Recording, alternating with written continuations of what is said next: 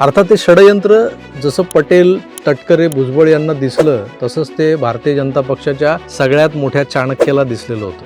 अंतिम संस्कारात पवारांचं कुटुंब, सुप्रियाताई कशा हास्यविनोद करून मिरवत होत्या हे अमित शहांनी पाहिलेलंच होतं. त्यामुळे अजितदादांचे नातलग दादांचं 12वं घालण्याआधीच त्यांच्या पक्षाचं 13वं घालणार आणि ते शरद पवार घालणार हे स्पष्ट दिसत असल्यानं सुनेत्राताईंना सुतक वगैरे बाजूला ठेवून मैदानात उतरवलं गेलंय. त्यांना उतरावं लागलं हे लक्षात घ्या.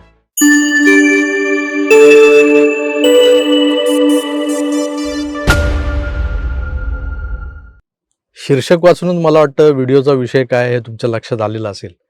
परवा एका बाजूला सुनेत्रा वहिनींचा शपथविधी पार पडत होता आणि त्या शपथविधीला अंत्यविधीच्या धुराचा करपट वास कसा लागेल हे पाहण्यासाठी तुतारी गटाचे सुपारीबाज कुबेर कसे धडपडत होते हे तुम्ही पाहिलंय.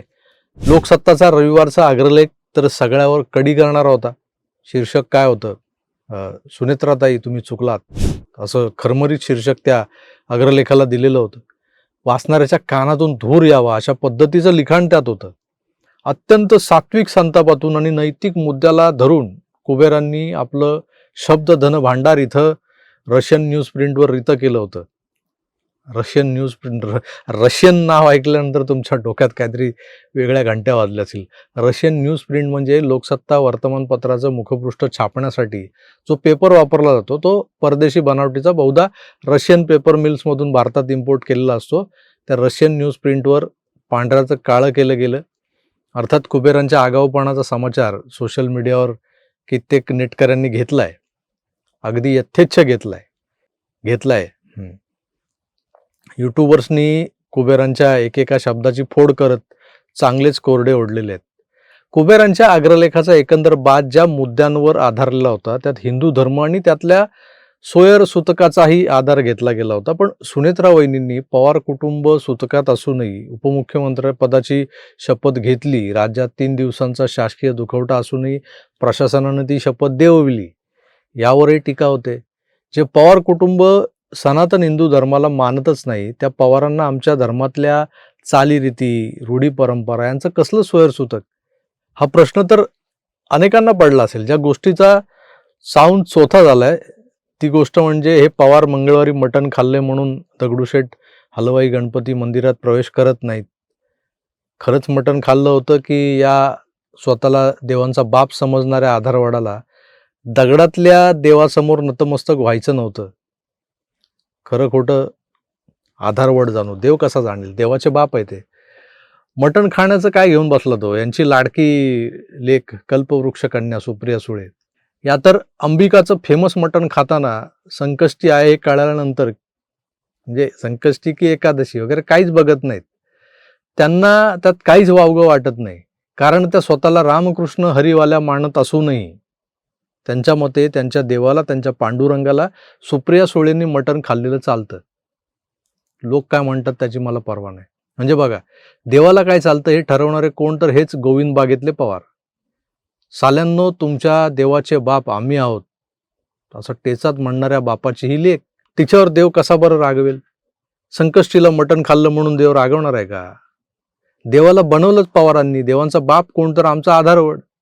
ज्यांना संकष्टी, एकादशी, वारी, अथर्वशीर्ष या शब्दांची ॲलर्जी आहे ते खाताना कुठं तोंड करतात, निचरा करताना कुठं तोंड करतात, यातल्या एका तरी वेळी ते भिडेवाड्याकडे असतं का तोंड, यावर कोणीच काही बोलत नाही. ते नास्तिक लोक. नास्तिक का? तर थोरले पवार तरी स्वतःला नास्तिकच म्हणवत आलेत आजवर, म्हणून असे नास्तिक. मग यांना पुतण्याच्या अपघाती मृत्यूनंतर अंत्यविधी आणि सुतक 12वा 13वा का आठवला? हे विधी तर हिंदू धर्मातले आहेत. हे अचानक आस्तिक झाले की काय गोविंद बागेतले? शाहू फुले आंबेडकर, शाफुआ विचारांचे हे लोक. स्वतःचा एक ब्रिगेडी धर्म सुद्धा यांनी स्वतःच्या सोयीसाठी निर्माण केला आहे, शिवधर्म. म्हणजे महाराजांना असं वापरायचं. या शिवधर्मियांमध्ये लग्न लावताना मनुवाद्यांची मंगलाष्टकं चालत नाहीत. मग हे लोक सोयरसुतक वगैरे तरी पाळतात का मनुवाद्यांची? मग परवापासून या लोकांना सुनेत्राताईंनी केलेली घाई का दिसते? खरं तर ही घाई का बोचते असं म्हणायला पाहिजे मला.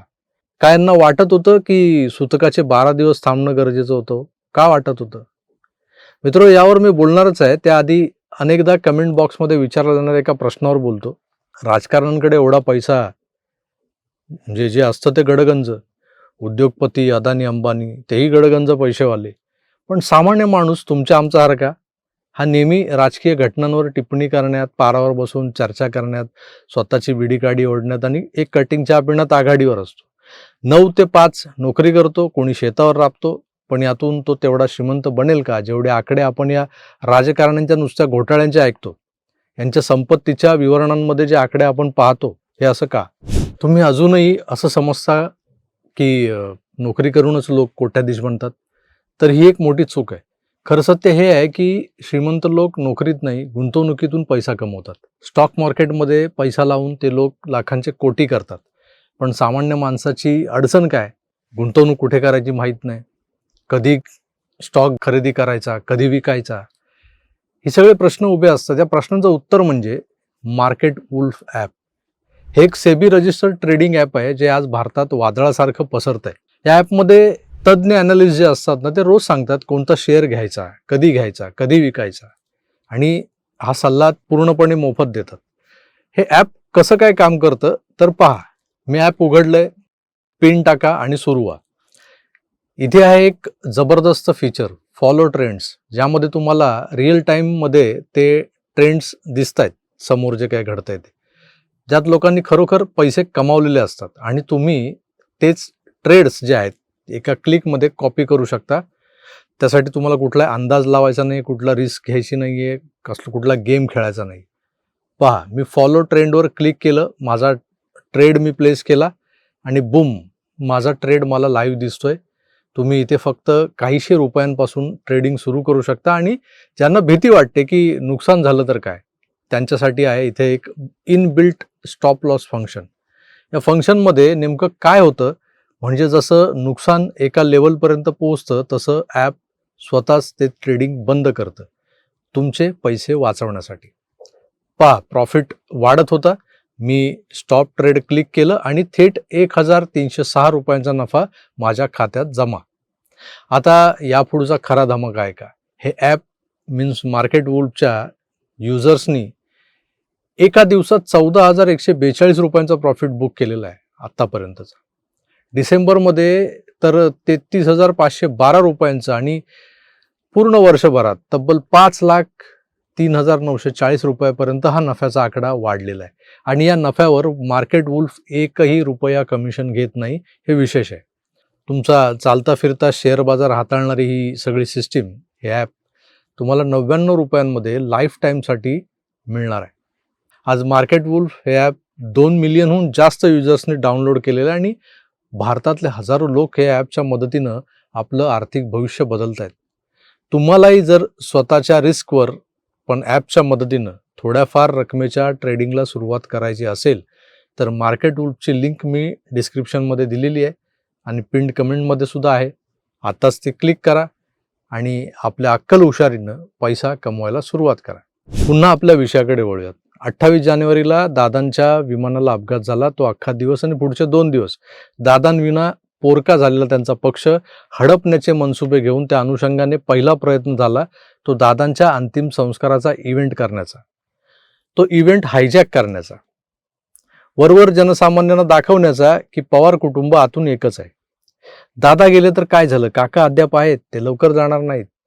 बरं, दुसऱ्या बाजूला काका गेलाय तर काय झालं, पुतण्या येतोय त्याची जागा घ्यायला. असा एक ट्रेंड चालवला गेला. कोणी चालवला तर आपले रोहित पवार.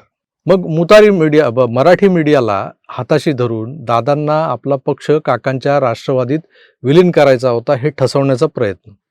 खरं तर नुसत्या बिनकामाच्या नेत्यांनी भरलेला शरद पवार गट जो कागदावरही संपत चाललेला होता, त्या गटात 42 आमदारवाला अजितदादा गट कशाला विलीन होईल? कुणाला कुणाच्यात विलीन व्हायचं होतं? भाजपने दादांना सोबत घेतलंच कशाला होतं तर शरद पवारांना पुरतं संपवण्यासाठी. मग त्यांच्या गटाला अजितदादा नवसंजीवनी देणार असते विलिनीकरण करून, तर भाजपने अजितदादांना तरी सोबत ठेवलं असतं का? सत्तेविना तळमळणाऱ्या पटेल, तटकरे, भुजबळांना ते चालणार होतं का?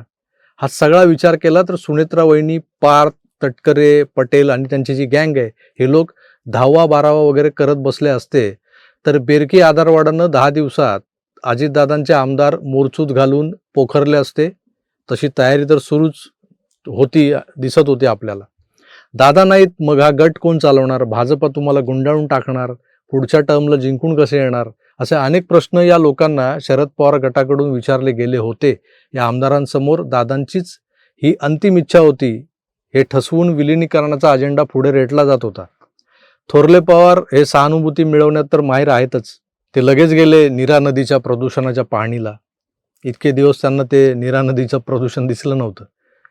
मेसेज काय द्यायचा होता तर टायगर अभी जिंदा आहे, म्हणजे भांबावलेले दादा समर्थक काकांना शरण जाणार, हा नाही तर तो सही. अर्थात ते षडयंत्र जसं पटेल, तटकरे, भुजबळ यांना दिसलं तसंच ते भारतीय जनता पक्षाच्या सगळ्यात मोठ्या चाणक्याला दिसलेलं होतं. अंतिम संस्कारात पवारांचं कुटुंब, सुप्रियाताई कशा हास्यविनोद करून मिरवत होत्या हे अमित शहांनी पाहिलेलंच होतं. त्यामुळे अजितदादांचे नातलग दादांचं 12वं घालण्याआधीच त्यांच्या पक्षाचं 13वं घालणार आणि ते शरद पवार घालणार हे स्पष्ट दिसत असल्यानं सुनेत्राताईंना सुतक वगैरे बाजूला ठेवून मैदानात उतरवलं गेलं. त्यांना उतरावं लागलं, हे लक्षात घ्या. हे झालं माझं ऑब्झर्वेशन. तुमचं मत काय ते वेगळे असू शकतं. कमेंट्स करून जरूर कळवा. मी तुर्तास इथेच थांबतो. पुन्हा भेटूच तर आपली काळजी घ्या आणि पाहत राहा आपलं आवडतं यूट्यूब चॅनल आकार DG9. धन्यवाद. नमस्कार.